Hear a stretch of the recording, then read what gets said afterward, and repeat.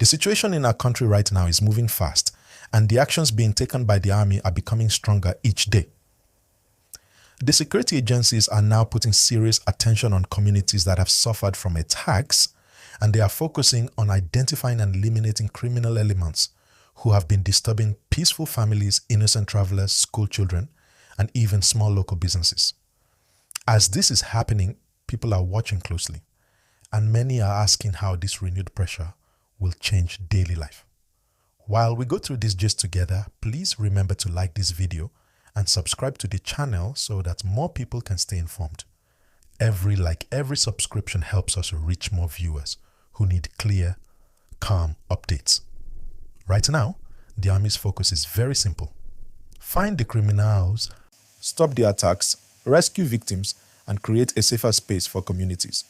They are working with intelligence teams, local authorities, and other security branches to track movements, identify hideouts, and block escape routes.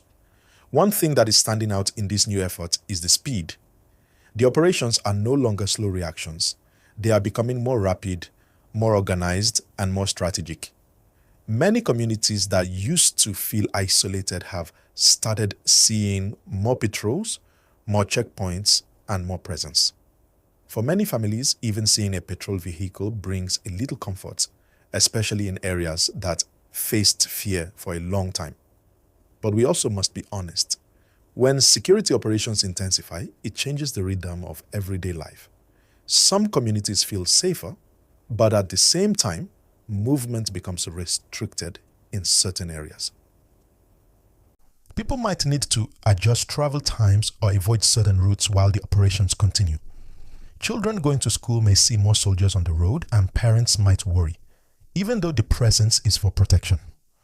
In moments like this, it is important for everyone to stay calm, stay aware, and follow the guidance of the local authorities.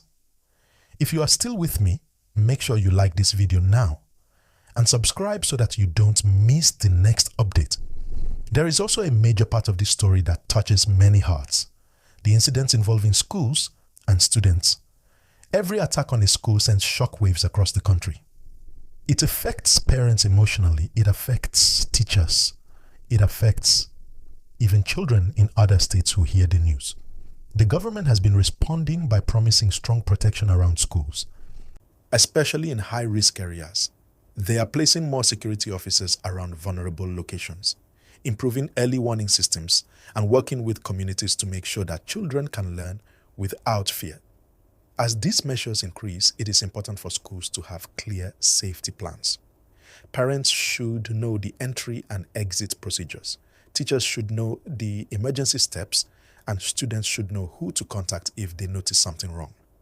This cooperation between security agencies and the community is what gives the Army better ground to work with. Criminal groups thrive when people are afraid, but they struggle when information flows quickly and communities stand together. To understand why the Army is intensifying operations now, we need to look at the recent pattern of events. Over the past months, criminal groups carried out coordinated attacks in several regions, and some of the incidents were large scale. After seeing the seriousness of these attacks, the leadership made it clear that security must be treated as a national priority. That is why there has been a stronger push, more deployments, and more monitoring from both the military and the police. The goal is not only to respond after something happens, but to prevent attacks before they happen. Now, one interesting thing about the current strategy is the use of intelligence. Instead of sending large numbers of forces blindly into unknown areas, the Army has been gathering detailed information about who is involved, where they hide, how they move, and what support networks they rely on. This intelligence helps them to strike at the right time and reduce risks for innocent civilians. Operations like this take patience, planning, and cooperation, but when they work, they remove the backbone of criminal networks. And while the Army is doing the heavy work on the ground, the responsibility of the public is also important. People are encouraged to report suspicious movements. Even simple information, like unusual noise from a bush area, unusual gathering at odd hours, or strange vehicles passing constantly, can help security officers identify patterns. Security is strongest when everyone contributes, even in small ways. Let me pause here a little and remind you again, if you are watching this gist and you appreciate the clarity, please like this video and subscribe to the channel right now. Your support helps me bring this gist to more viewers every day. Thank you. Now, let us go deeper into the human side of this story. Every time the army announces a rescue, families somewhere breathe a sigh of relief. Parents cry, children run into their mother's arms, relatives gather to thank God for safety. These emotional moments are powerful, and they fuel public support for stronger security actions. But not every rescue is quick, and not every victim is found immediately. That is why the government is talking about long-term solutions, not just immediate action. One of the long-term goals is to strengthen policing. The police interact with communities every day, and they often receive the first reports when something goes wrong. That is why the government has announced more recruitment, more training, and more equipment for police officers. As this plan grows, the idea is that the police will handle daily community security while the army focuses on more dangerous, heavily armed criminal elements. This kind of structure is used in many countries, and if implemented well, it can help balance the workload across agencies. But there is another layer, the social and economic side. Many experts say that some of the criminal groups take advantage of poverty, unemployment, and lack of opportunities in certain regions. Young people who do not see a future for themselves can become vulnerable to recruitment. That is why security forces are working. But the government is also encouraged to support development, education, and job creation. When people have hope and purpose, criminal groups lose influence. This is a key point that the public sometimes forgets. Security is not only about force, it is also about opportunity. Let's move to the tactical aspect of the current operations. The army has been focusing on known hideouts, forests, hilly areas, riverbanks, and abandoned settlements where criminal groups usually operate. By surrounding these locations, cutting off supply routes, and blocking escape paths, the forces can reduce the strength of these groups over time. It is not always an instant victory. Sometimes the process is long and requires multiple raids. But each successful raid weakens the network, disrupts communication, and limits their ability to strike again. Another thing to note is that the army has improved coordination with other agencies like the Air Force and the police.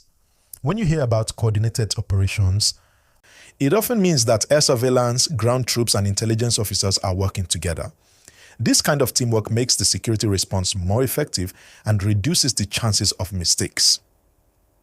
Let me gently remind you again. Please like this video if you are enjoying the gist, and subscribe so you don't miss future updates. Your engagement helps a lot. Now, let us talk about how communities can protect themselves during this period of intensified operations. Everyone should know emergency numbers in their state. Communities should hold quick safety meetings to discuss safe routes, vulnerable areas, and communication plans. Schools should practice safety drills. Religious centers should have volunteers assigned to watch the surroundings during gatherings.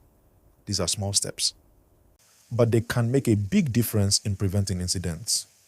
In many areas where attacks have reduced, one common factor is strong communication between the community and security forces.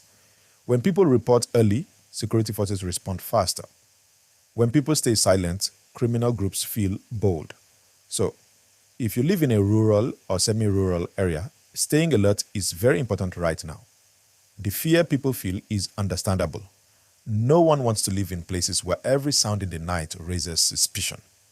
No parent wants to wake up to news that their child's school is under threat. No farmer wants to abandon their land because of insecurity. That is why these intensified operations are necessary, even though they can be disruptive at times. Let us move into what the future may look like if the current efforts continue consistently. If the army maintains pressure and the government continues strengthening the police, the number of safe zones will increase over time. Travel routes will become safer. Markets will open more freely. Schools will become stable again. Many of these improvements take time, but once security becomes consistent, development follows naturally.